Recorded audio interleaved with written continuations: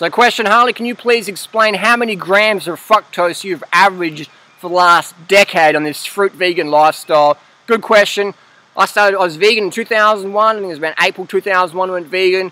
Read that book, Fit for Life, started eating more fruit, learned about more raw foods in 2002, really picked up the fruit consumption then. So I can objectively say most of my calories since around the 2001, 2002 have been from sweet sugary fruit. Not all my calories, most of my calories have been. 100% have been from vegan foods, most from fresh sugary fruits. Dates, sultanas, figs, melons, bananas, apples, grapes, durians, jackfruit, champidak, rollinia, custard apples, anemoia, things like that. Sugary fruits, fresh or dried.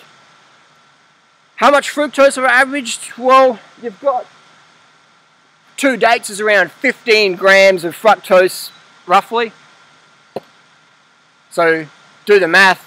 I'm at least, let's say at least 300 grams of fructose a day, anywhere up to 600, 700 maybe each day, over a decade. Now, Mercola says that fruit's going to make you fat. All that fructose is going to make you fat. Well, I don't know, man. I don't know. I can't see much fat on my body.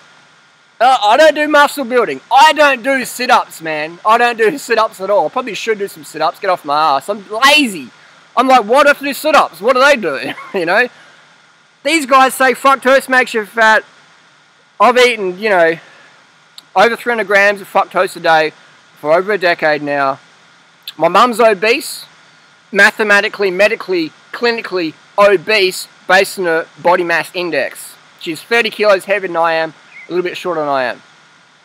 That's really sad. That's really sad. So it's not my genes to be this lean. This is diet, people. This is diet. And if you look at all the long-term fruitarians, fruit eaters, fruit heads, fruit addicts, 100% are slim. Regardless of their fitness levels, they're all slim. 100%. They're all slim. I know fruitarians who are as lean as me, but they can't even run a fucking 5K without stopping. They're not fit, but they're lean because they've been doing the lifestyle a long time. A long time. So the nonsense that people put out, like Robert Lustig and that, those guys who are overweight, like Sugar the Bit of Truth had like 3 million views. Robert Lustig's on stage in his suit to cover up his big belly, and he's saying, fruit makes you fat. Fructose makes you fat.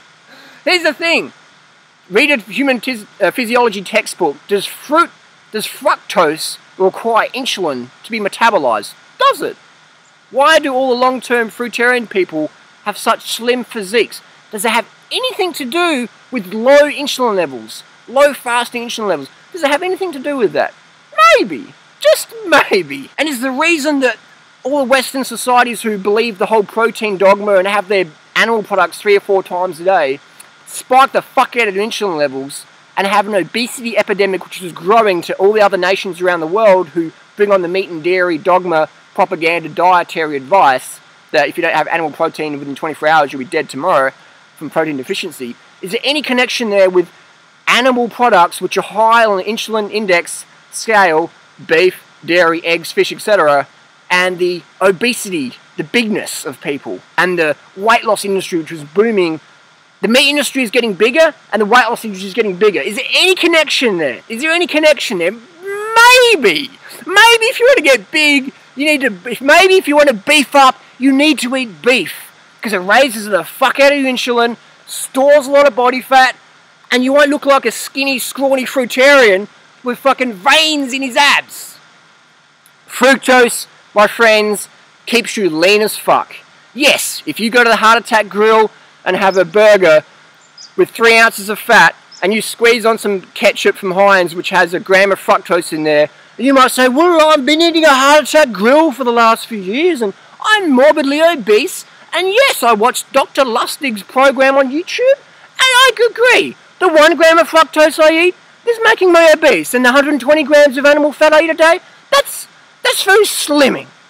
And that's what people are going to fucking buy into, because morons want to hear good things about their bad habits.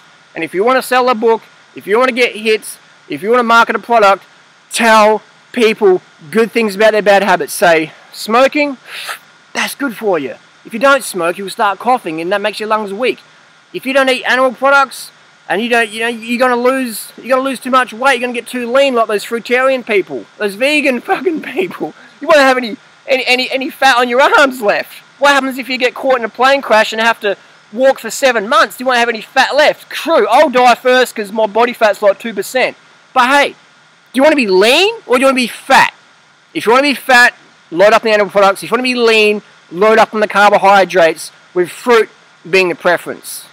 White rice works fine, but fruit's more nutritionally packed and it tastes better in my opinion. But the starches are a great backup plan. And if we go to China, if we go to Africa, we look at cultures who've lived on starch as their staple, always slim. Always slim. So fruit or starch, you choose. Don't believe the bullshit about fructose. It's all a myth. Look at my blood tests. Look at my uric acid load. Look at my triglycerides. Look at my cholesterol. Look at my blood pressure. Look at my body fat levels. Look at my hemoglobin A1C levels. Look at my fasting blood sugar levels. Clinically, laboratory certified blood tests. Look them up. They're all on YouTube. You decide. Forge new beliefs based on your own personal conclusions. I recommend you do too. Thanks for watching.